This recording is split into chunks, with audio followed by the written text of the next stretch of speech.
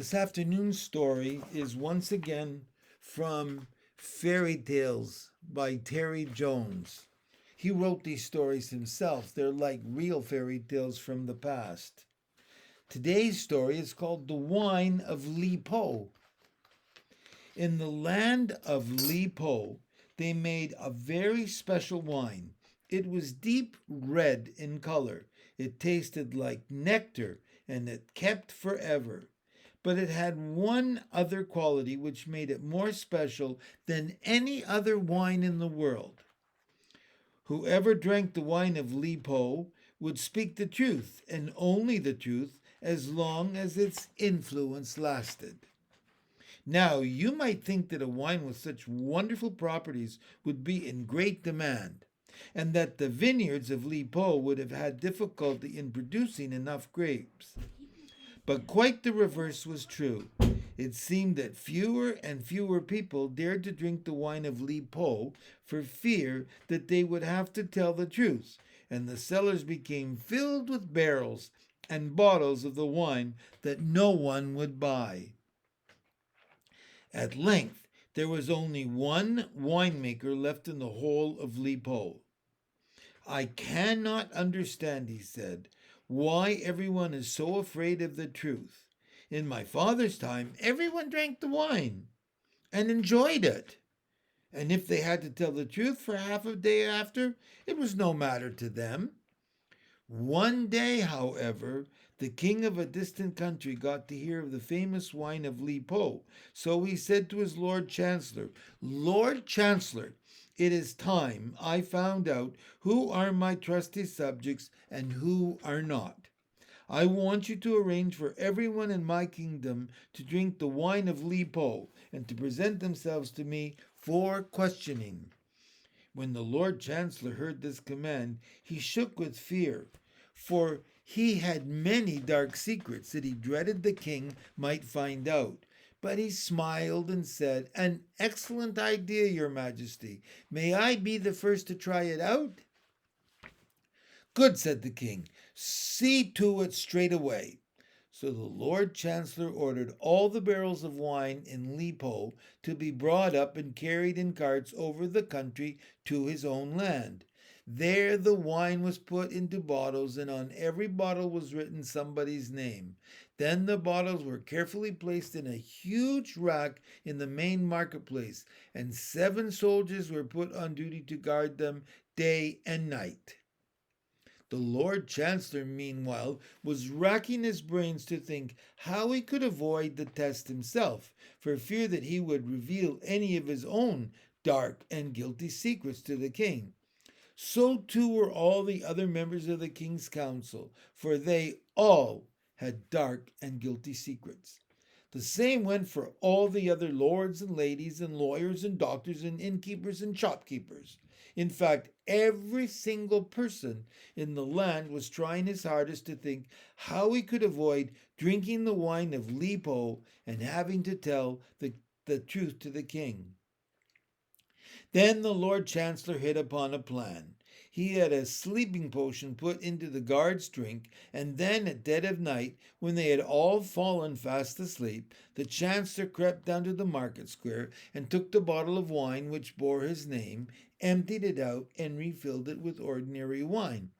Then he made his way home, satisfied that when his turn came, he would not have to tell the truth.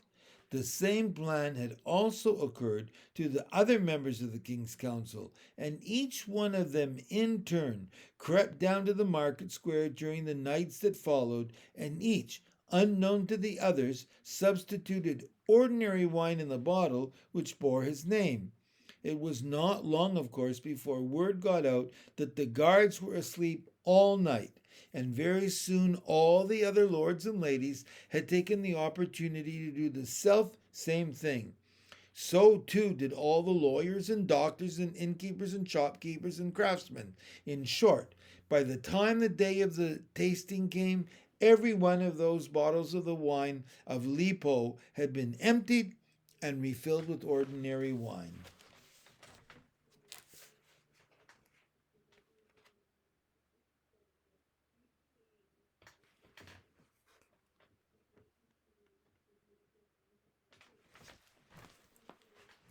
The whole town was buzzing with excitement. The streets were full and the marketplace was bursting with the crowds. Everyone in the kingdom was there except for one notorious robber who had been hiding up in the hills for several years. As soon as it was light, the king took his place on his throne and summoned the Lord Chancellor forward.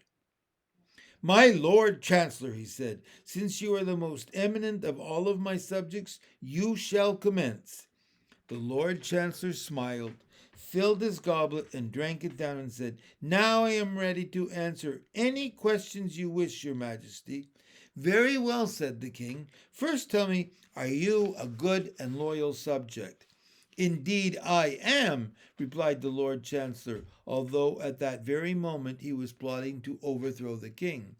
"Secondly," said the king, "do you think I am a wise ruler?" "Indeed I do," exclaimed the Lord Chancellor, although secretly he thought what a fool the king is making of himself. "And lastly," said the king, "how does the wine of Li Po taste?" "It tastes like nectar distilled from all the flowers of heaven," said the Lord Chancellor. "Very good," said the king, "you may step down." The next to drink the wine was the Prime Minister, and the king asked him the same three questions, and the Prime Minister made similar answers, although he was really no better than the Lord Chancellor. And so they went on through all the king's council, and all the lords and ladies, and the lawyers and the doctors, and the townsfolk and the country folk, and because they all had emptied the wine of Li Po out of the bottles that bore their names and replaced it with ordinary wine, none of them was afraid of answering any of the king's questions.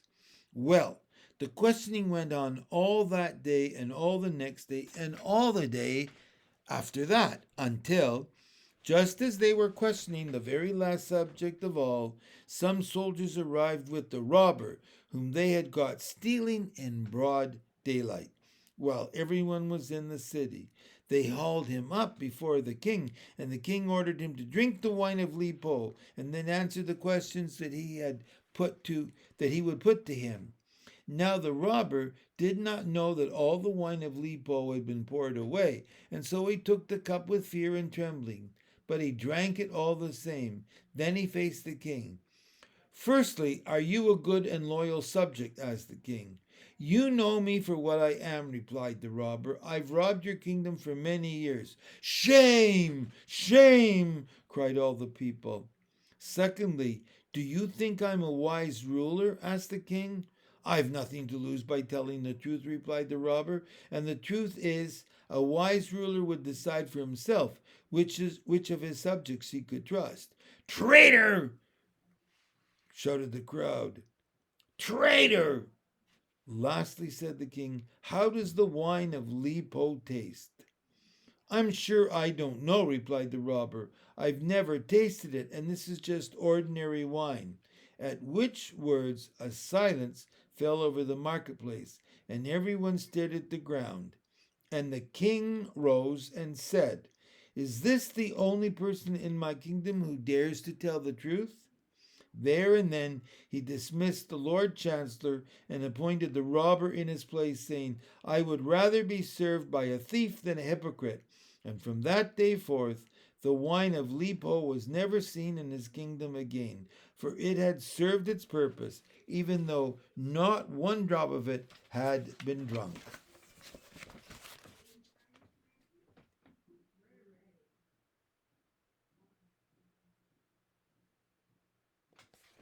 The end.